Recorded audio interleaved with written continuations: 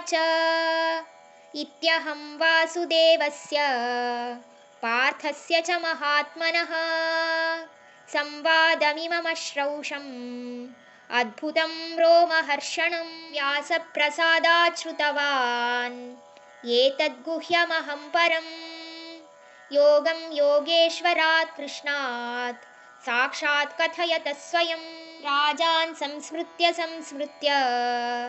संवादमिममद्भुतं केशवार्जुनयोः पुण्यं हृष्यामि च मुहुर्मुहुः. ಸಂಜಯ ಈಗ ಧೃತರಾಷ್ಟ್ರನಲ್ಲಿ ಹೇಳಲು ಶುರು ಮಾಡ್ತಾನೆ.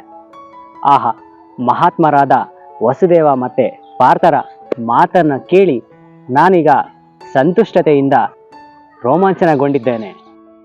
ವೇದವ್ಯಾಸ ಋಷಿಗಳ ವರದ ಅನುಗ್ರಹದಿಂದ ನಾನಿಂದು ಸಾಕ್ಷಾತ್ ಪರಮಾತ್ಮನ ಮಾತುಗಳನ್ನು ಕೇಳುವಂಥ ಭಾಗ್ಯ ಸಿಕ್ಕಿತು.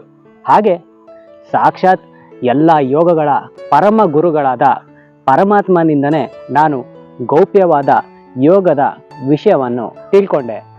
ಹೇ ರಾಜನೇ, ಇಂದು ನಾನು ಅದ್ಭುತವಾದಂತಹ ಕೇಶವ ಮತ್ತು ಅರ್ಜುನನ ಮಾತುಗಳನ್ನು ಕೇಳಿ ಪುನಃ ನನಗೆ ಆಹ್ಲಾದದ ಅನುಭವ ಆಗ್ತಾ ಇದೆ ಅಂತ ಇಲ್ಲಿ ಸಂಜಯ ಧೃತರಾಷ್ಟ್ರನಲ್ಲಿ ಹೇಳ್ತಾನೆ.